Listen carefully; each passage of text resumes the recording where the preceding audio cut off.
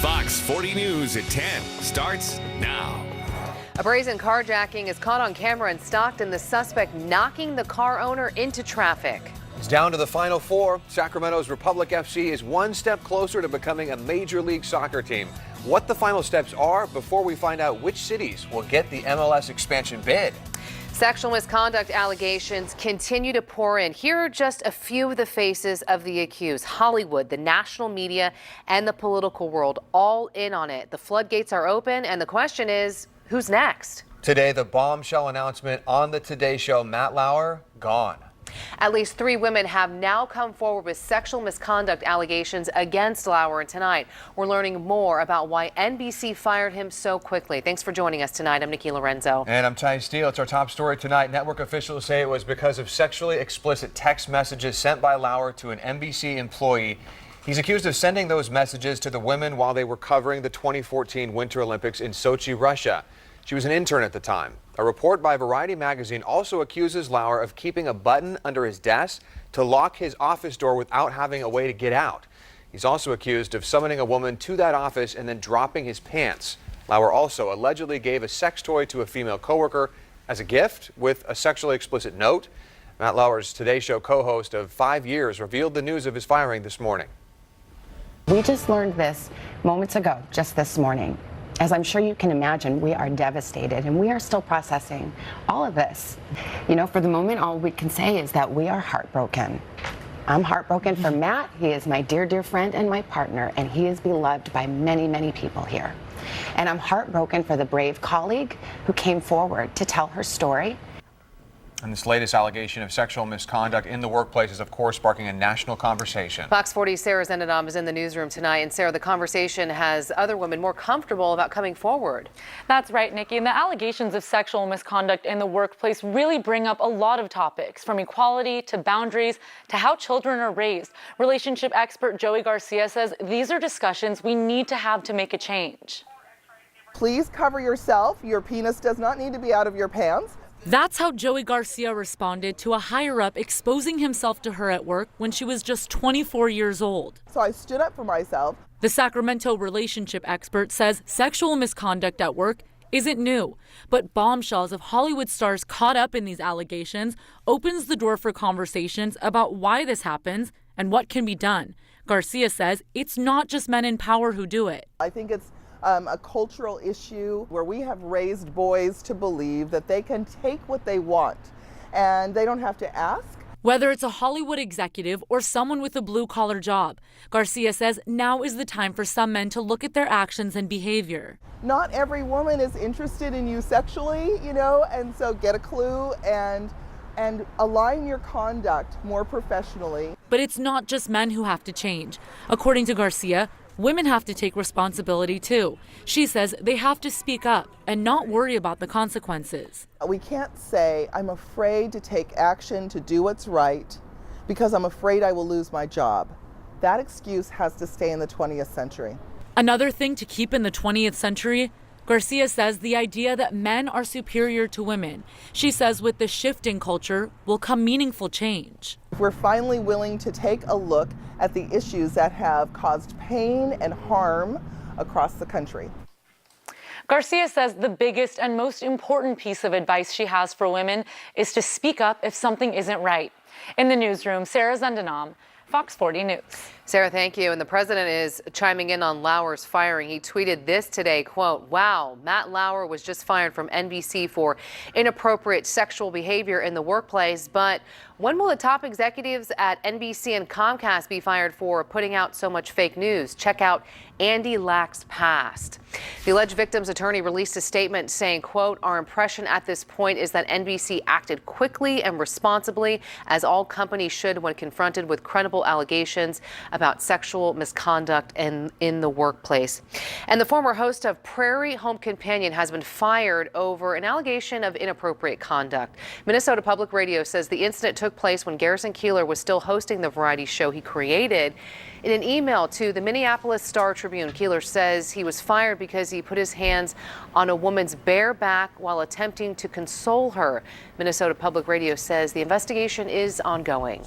A series of retweets from President Trump earned quick condemnation from members of his own party and the British Prime Minister today. This morning, the president retweeted 3 video links from the group Britain First, which have been described as a hate group by British officials. One of the videos shows a Dutch boy being attacked by a Muslim immigrant, but authorities in the Netherlands said today the claim isn't true.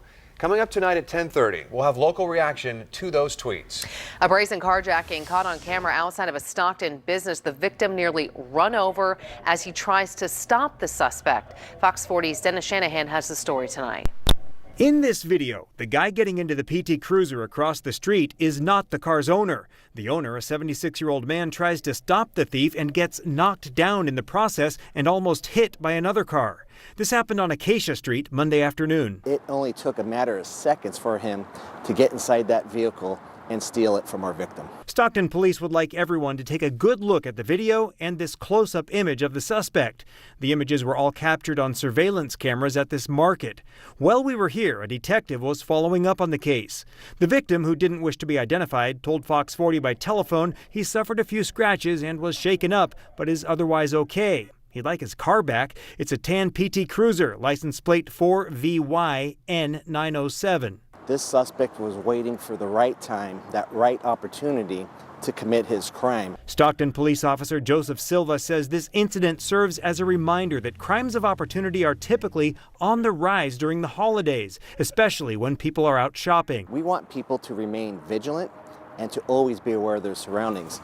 And we never recommend people just to leave their cars running. That's crazy. People crazy sometimes, man. We showed the surveillance video to shoppers. That guy almost got hit. And in what may be a sign of the times, some say what they see here isn't even surprising. Is this sort of a wake-up call when you see that? Nah, I've seen it happen in as it's happening before, so it's Stockton. Be aware of what's happening around you. Look in that parking lot. See what's going on. See if you see any suspicious people or suspicious vehicles. And if you do, go back into the store and alert the store so that they can call us. Don't give people that are going to commit crime the opportunity. In Stockton, Dennis Shanahan, Fox 40 News. And again, that carjacking happened Monday afternoon on Acacia Street in Stockton. If you think you've seen the car or the suspect, you're asked to give Stockton police a call. Okay, now to Citrus Heights, where 2 men are arrested. One of them accused of selling meth to an undercover police officer. 18-year-old Isaiah Shepard was arrested today after detectives linked him to the sale back in October. When they went to pick him up, though, that's when they found Michael Mullins. He's facing 2 counts of drug possession and a parole violation. Meanwhile, 3 women are arrested during a sting operation to catch package thieves in Modesto. Police say the trio was driving around Encina Avenue when they were spotted taking a package from a porch. To avoid becoming a victim, you can require a signature when you receive your package. You can also set a specific time or a sign up for delivery alerts. Well, a man accused of false imprisonment and sexual battery is behind bars tonight. This man, 40-year-old Josiah McCreds, allegedly wouldn't let an unidentified woman leave his trailer in Jamestown. When officers got there, he threatened to hurt the woman with a knife as he held her down and assaulted her. She was able to fight back and escape out a window. McCreds was booked at the Tuolumne County Jail. Sacramento police releasing body camera footage from an incident last week with a man armed with 2 knives. Hey, listen up. You okay? What's up? The video shows a small portion of the hour-long attempt to calm that man down. He was eventually detained and taken to a local hospital for mental evaluation. The department hopes this video can show the public what officers encounter each day and how they are trained to safely handle those situations. 4 teenagers are under arrest accused of killing a 16-year-old boy. It happened earlier this month in Tracy at a home on Reyes Lane off of Grant Line Road. All 4 are accused of being involved in the shooting death of that teen. The suspects were arrested over a span of several days, and the last suspect was arrested just yesterday. They range in age from 14 to 18 years old. Police say it was not a random attack. We now know the name of the gunman who fired on downtown Reno from the 8th floor of a high-rise condo. Reno police say 30-year-old Lucas Stone fired several shots for about 30 minutes last night. No one was hit. He was later killed by SWAT teams who broke into his room. Stone had a female hostage. She was not hurt. Police say Stone was acting alone and was seeing things, firing at people who did not exist. Major League Soccer making a major announcement today. Sacramento is one of 4 finalists that could receive an expansion bid later this year. Detroit, Nashville, and Cincinnati are also in that running. Fox 40's Mark Dembski shows us the effort behind getting a team here in the capital city.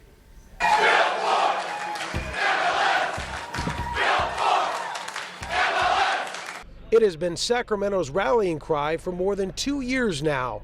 And now the Republic FC and the city are only steps away from making it a reality. We did expect to be here, but we're excited. It's a big day to get to this place, and certainly a long time coming. We strongly feel is literally the most comprehensive bid that Major League Soccer has ever seen. Next week, Sacramento, along with the ownership groups from Cincinnati, Detroit, and Nashville, have been selected to make their final presentations to the MLS Expansion Committee, from which all of the league's owners will collectively then decide on 2 cities to be awarded expansion by the end of the year. And we're not going to leave any stone unturned. I'll say that to make sure that we put forth the best bid, and that expansion committee, the MLS, and really the entire soccer nation understands what Sacramento is about and why we deserve that team. Sacramento's checked all the boxes. They've checked them all and then some. They have land control, stadium, solid ownership, and obviously the huge Sacramento fan base. The fan base is what got Sacramento to the brink of landing an MLS team. Now it's up to the ownership group and Sacramento Mayor Darrell Steinberg to bring it home. And believe me, everyone at this point is extremely confident. Sacramento. Nothing's a guarantee, but I'm pretty darn confident by the end of this year, by the 1st of January, we'll be raising champagne glasses. We'll go back there with the wind at our backs and a lot of confidence, and do our very best on behalf of the great fans and the people of Sacramento to bring it home. Mark Dembski, Fox 40 News. So here's a quick timeline of the events to come. Next Wednesday, presentations will be made to the Expansion Committee in New York. The following week, all the league owners will decide on 2 cities worthy of an expansion. And then sometime between mid-December and the end of the year, the final announcement will be made. And Fox 40's own Doug Johnson will be in New York City next Wednesday for the MLS board meeting. Hear from the team's owners and fans as Sacramento makes its case to be the newest expansion city. Hairline cracks found in the newly completed Oroville Dam spillway causing concern for some residents. After what happened here in town, the panic and the emotions and everything, I can understand why people are questioning these cracks. Still ahead, why state officials say these cracks are nothing to worry about. Plus, a neighborhood in Tampa, Florida, resting a little bit easier tonight after a serial murderer suspect is finally arrested. What we're learning about the suspect's past. And a family said their goodbyes and even had a funeral for their beloved cat. How Thomas the cat came back from the dead amid the wine country wildfires.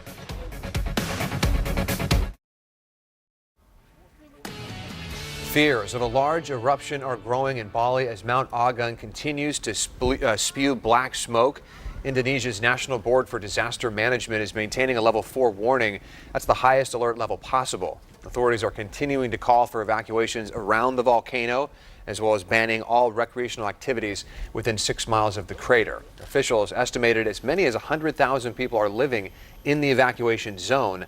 An eruption in 1963 killed more than 1,600 people. And now, new for you at 10, we're learning more about an Uber driver who says she fought off an aggressive passenger in Folsom. She says she's frustrated with the lack of response she's gotten over reporting the incident. But as Fox 40's Nicole Comstock reports, police say their hands are tied in situations like this. This time of year, Katie Yarwood's Honda is a ride-sharing, candy cane dispensing Christmas mobile. People come in like, oh, it smells like home. It smells like Christmas at my family's house. I'm like, that was the goal. Unfortunately for her, last Friday, one of her Uber passengers in Folsom got way too comfortable in here. Starting to try and talk to me about all the things he said he wanted to do to me. And I was like, bro. She was like, bro, I'm not having sex with you. But that bro, according to Katie, continued to sexually harass her. Like soliciting for sex. And he's like, well, that's what I'm doing right now. I'm going to take you inside my house. And I'm like, no, you're not. It was just very, like, forced. And like he was just trying to force something to happen. And then when he started to reach for me, I was just like, no. Katie says she had to slap his hand away from touching her. When they got to his house, she says he ignored her repeated orders to get out of the car. So I picked up my trusty can of Glade and I was like, get out of my car. I'm like, I will spray you with this. Little did she know this can of air freshener was her only real line of defense in this situation. Katie called the Folsom Police Department and reported what the man did. She even pointed out the man's apartment to the officer who came out. But Folsom Police tell Fox 40 they didn't go to his door. They never talked to him. They didn't even make an official police report. That's because what they say Katie described, while upsetting and completely inappropriate, is not a crime. In fact, sexual harassment in itself is not a crime. Police say they didn't even have enough to charge the man for soliciting sex. Yarwood says what upset her even more was when the officer also told her this. You're a female driver driving late at night. You know you're going to be picking up drunk people. You knew he was drunk. You put yourself at risk. So she reported it to Uber. They sent her a message saying that the Uber passenger had been blocked from the app pending an investigation, and that if he was able to rejoin the app in the future, they would never be paired up again. Katie says he knew what he was doing. He was like, well, please just don't report me. Please just don't report me. And I was like, you should have thought about that like 5 minutes ago. It's an 8-minute ride.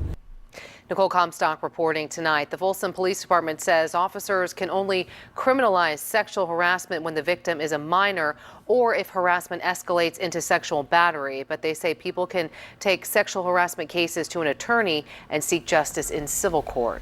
People in Tampa are resting a little bit easier tonight. After almost 2 months, police have now arrested and charged a man with 4 counts of murder in a series of deadly shootings. Officers say 24-year-old Howell Donaldson III has been terrorizing the Seminole Heights neighborhood since October.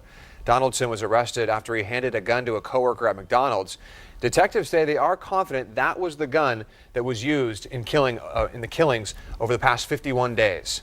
There are 4 families who will never repair the damage and never repair the fact that their heart was ripped from their chest. Today, we begin the healing process. According to arrest documents, Donaldson illegally bought the gun just days before he is suspected of killing his first victim.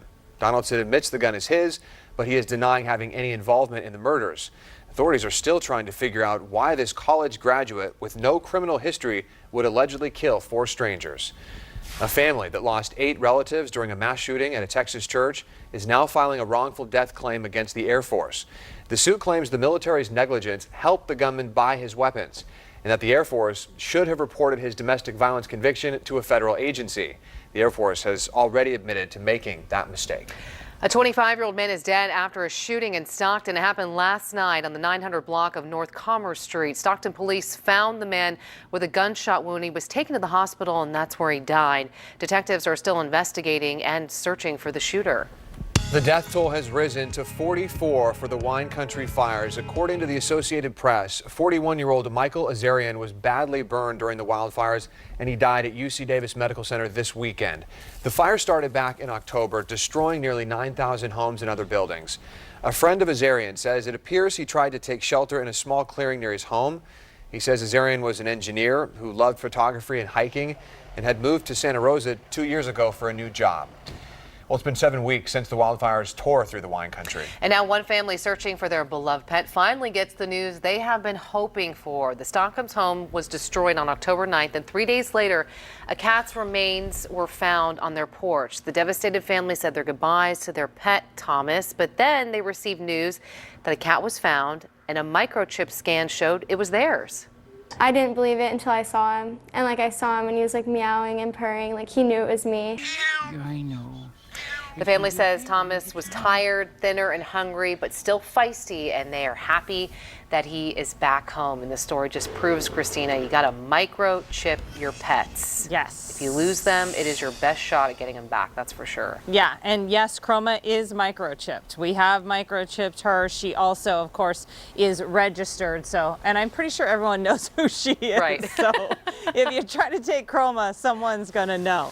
It's cold. All right, let's go ahead and take a look right now at your satellite picture. Chroma's fine, though. She was cuddled up in her new bed. If you haven't seen, it's all over social media, but she's got a new bed because she decided the old one wasn't good enough. So we got her a new one.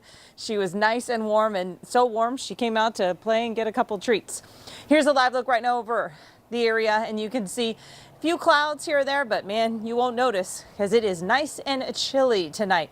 We're in the 40s, Fairfield already at 39. It feels like that right now.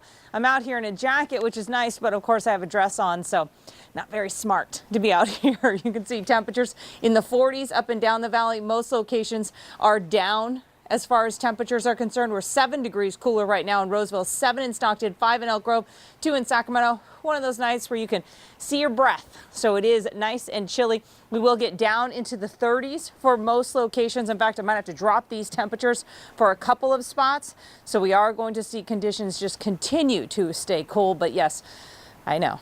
Everyone's kind of prepared for it. It is almost winter. I'll have more on your forecast. We'll talk about if we have any rain chances, and I will tuck this little one in. All right, thanks, Christina. See you in a little bit. A suspected car thief's 2-week joyride literally runs out of gas. Why the car's owner did not want his rare car back after it was found. All right, have you been to any of these spots? Still ahead tonight. We'll review the most Instagram cities and landmarks across the globe.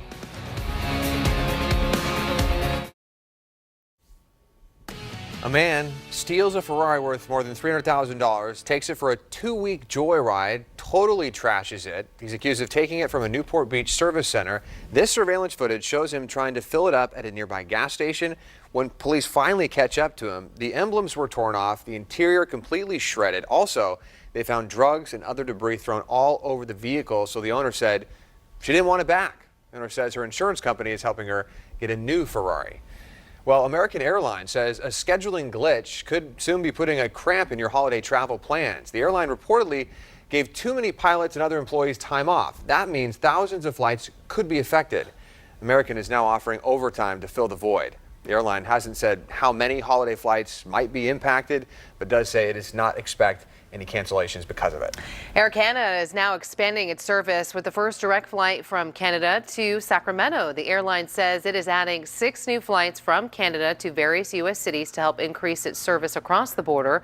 Starting next year, one of the new flights will run from Vancouver to Sacramento every day, and you can buy tickets for the flight right now. And Sacramento will soon have the fastest internet capabilities in the country. That is thanks to Verizon Wireless. The capital city will kick off the company's first commercial launch for their 5G program. That means we will have the fastest wireless speeds ever. The mayor says the decision to start 5G technology here is another great way for Sacramento to make national headlines.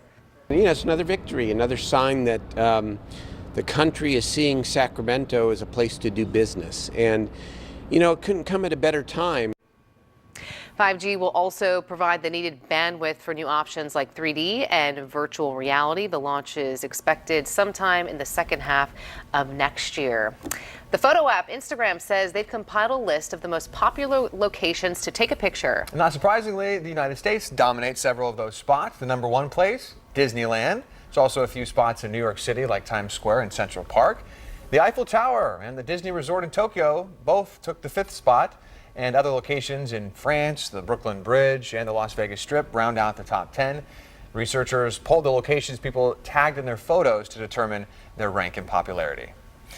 A 91-year-old man is accused of attacking an elderly woman inside her home. Still ahead tonight, why police are saying the victim's grandson arrived just in time. Plus, on the brink of death after overdosing on drugs, a local man meets the first responder who brought him back to life.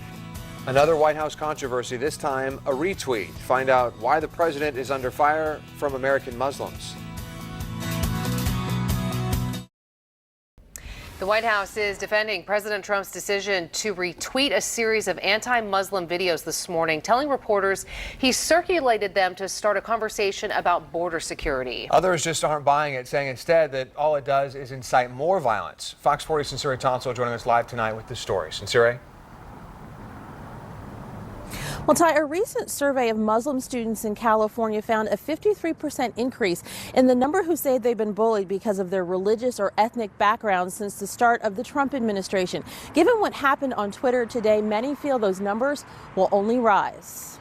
Making a run to Trader Joe's in Roseville made Yanina Castillas want to run for safety. And they basically followed me as with their eyes as I entered the Trader Joe's. At the time, this cradle Catholic turned Muslim convert was wearing a religious headscarf, and the focus of the staring men she says were dressed in skinhead garb only intensified when she left the store for a nearby gas station. That's when I saw them again in the car follow me and block me off in a parking spot next to the air machine. So they prevented me from going out, and they all got out of the car at the same time and started approaching my vehicle. She was finally able to safely escape that situation, which happened right after Donald Trump was elected president, packing what Casillas and many others see as anti-Muslim rhetoric right into the White House. Now a year into the Trump era, with him spending Wednesday retweeting anti-Muslim videos posted by the British leader of an anti-Muslim group, she fears his chosen form of speech will again embolden racists. So it's something that has definitely impacted us, and this will only make it worse. This tweeted video, supposedly showing a Dutch boy being beaten by a Muslim migrant, has been debunked by Dutch authorities, who say the attacker was Dutch and not Muslim. When asked about the president retweeting erroneous inflammatory details, his press secretary said, "Whether it's a real video, the threat is real, and that is what the president is talking about." I think it's just more fear-mongering. The original tweets are no longer visible, and neither are the president's. But the posters thanks for his retweets are, as well as applause for them from former KKK Grand Wizard David Duke. Perpetuating this this narrative, false narrative, is really taking away our humanity. It hurts. Now, Casillas is also the legislative coordinator for CARE here in California. That's the Council on American Islamic Relations. She says, though, what happened today on Twitter is disturbing. It provides a real point of dialogue for neighbors to really start communicating, talking to each other, and sharing what they're really about. Reporting live in Sacramento, Sincere Tonsel, Fox 40 News. Thank you, Sincere. The United Nations Security Council held an emergency meeting this afternoon after North Korea's latest missile test. Experts say the missile has the potential to reach the east coast of the United States. This morning, President Trump said he talked with the president of China about additional economic sanctions on North Korea in response to this. Secretary of State Rex Tillerson said that could mean the U.S. could target more banks in North Korea. This afternoon, UN Ambassador Nikki Haley said the diplomatic option is still open, but she had a warning for Kim Jong-un. If war does come, it will be because of continued acts of aggression like we witnessed yesterday. And if war comes, make no mistake, the North Korean regime will be utterly destroyed. Chinese and Russian ambassadors at the UN called on North Korea to stop its missile tests, but only if the United States and South Korea agree to cancel military exercises scheduled for next month. That's sometimes called a freeze for freeze proposal, and the United States has rejected it several times. The Senate's tax bill moved one step forward today on Capitol Hill. The Senate voted along party lines to pass the motion to proceed. The motion now starts a floor debate, which lasts 20 hours before the so-called vote-a-rama, where senators can add as many amendments as they want. A final vote could happen sometime Friday. It's still not clear if the bill has enough support to pass, but some holdouts have softened their opposition. President Trump told a crowd in Missouri today that he wouldn't benefit from this tax bill. The current system has cost our nation millions of American jobs, trillions and trillions of dollars, and billions of hours wasted on paperwork and compliance. It is riddled with loopholes that let some special interests, including myself, in all fairness, this is going to cost me a fortune, this thing, believe me. Overall, the Senate bill lowers individual rates for some higher earners and lowers the corporate tax rate to 20%.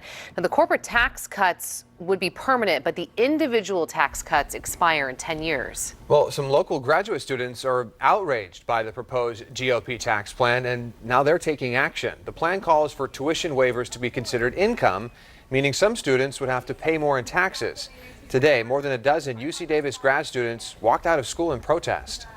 But it'll completely change the way that we think about what we afford in our daily lives, what we can afford and our possibilities. There are about 145,000 grad students here in the U.S. Some say they will have to reassess getting their degree should the tax plan pass. A 4-year-old is injured and a man is behind bars after a hit and run in Riverbank. Deputies say 29-year-old Felix Wilkerson was driving recklessly last night when he hit another car with a woman and her 2 children inside. The 4-year-old suffered a head injury and was taken to the hospital. Officers say Wilkerson initially drove off but was found in the area with the help of people nearby. He was then arrested for felony hit and run and reckless driving. And in Stockton, a 91-year-old man is accused of breaking into another elderly woman's home. It happened last night on Alvarado Avenue near Oak Park. Police say the suspect forced his way into the 84-year-old victim's home and assaulted her. The victim's grandson arrived and stopped the attack and was able to detain the suspect until officers arrived. And a spike in crime is leaving businesses in one Natoma shopping center on edge. Sacramento police say just in the last month, shops in this strip mall have been hit at least 5 times by thieves. Most recently on Monday, 3 armed men stole from employees at Natomas Nails and then drove off. Now those who frequent the shopping center and local residents say they're worried. It makes you feel that you need to lock all your doors and all your windows. Be alert. Check your surroundings, see who's looking, who's watching you. It's unclear if these crimes are all connected, but Sacramento police say not all suspects have been arrested. Officers have increased their presence in the shopping center. Small cracks in the newly repaired Oroville Dam spillway has some residents and federal regulators very concerned. Experts with the Department of Water Resources say hairline cracks are part of the natural process to repair that spillway, and that reinforced anchor bolts in solid rock are making the area safer and stronger than ever. But some of the people we talked to say they're not so sure. It's a little concerning, They don't want to cause hysteria, I get that, but I think it's good to make the public aware also so that they can prepare. After what happened here in town, the panic, the emotions and everything, I can understand why people are questioning these cracks. You may recall the main and emergency spillways both failed during last February's major rainstorms, putting hundreds of thousands of people in danger. The cost to complete the repairs is expected to hit around $500 million. It's really God who makes that decision on who lives and who doesn't. So he's here for a reason. Now he has to figure out what that reason is. Tonight we're hearing from the first responder who saved a man who overdosed and was inches from death. Modesto man now has a second chance at life. Fox 40's Ken Masenchi spoke with both men as they relived the near-death moment that brought them together. Zachary Erke thought he knew how his life would end. I told myself I was going to die a heroin addict. I told myself that was just going to be my fate. And it almost was his fate. The former Modesto resident has been battling a heroin addiction for the last several years. A few weeks ago at SeaTac Airport in Seattle, before boarding a flight to Vegas to visit his girlfriend, Erke went to the bathroom to get high. One of the most vivid things I remember about that day was looking at the amount that I was going to do, and half my head said, this is too much.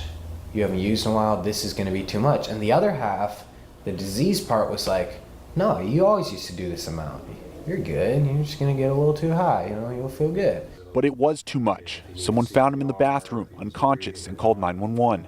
Paramedics gave Erke Narcan, a drug that reverses an opioid overdose. The first responder to give the drug was Captain David Washington, who offered the 23-year-old advice as he was caring for him. I remember telling him that you need to get a support system, not thinking that I was ever going to be able to see him again. Now, 4 weeks later, their paths cross again at New Hope Recovery Center in Modesto, where Erke is recovering. Washington's boss recently asked if he wanted to reunite with the young man he saved. And I just started bawling because it felt like it resonated in my life. This could be my son. And it doesn't matter what nationality we come from, it matters about how we care for each other. And that's what hit me the hardest. The pair has spent 2 days together, forging a bond that is built on a word tattooed on Erke's arm, hope. I feel that connection just as much. I can sit there and I can open up to this guy, and not even just because he saved my life, but just that we both believe in the same God, and we both know that this stuff doesn't happen on accident. We know that there's a reason for everything that's happening. A reason that has given Erke a chance to live again, and Washington a chance to see the impact he has made. This chance of a lifetime to be able to come back into his life has changed my life too. It's been something that I will never forget. A moment of darkness that has created a friendship both hope will light the way for others. I can honestly say that moment in the airport from the worst of it to the best of it was probably the best thing for me that could have ever happened. It took me to the point where I realized that this kills people, and I'm one of the very few that get a second chance at this. In Modesto, Ken Masenchi, Fox 40 News. Captain Washington said his department has never done anything like this before, allowing a first responder to reconnect with someone that they helped, but he hopes this could be the new way of encouraging others to beat their addiction. A good deed pays off for a Texas Uber driver. Still ahead, how a customer thanked him for returning what was left behind in his car. And coming up, we'll talk about your forecast. Fog and chilly tomorrow morning. Just how cold? I'll have that coming up.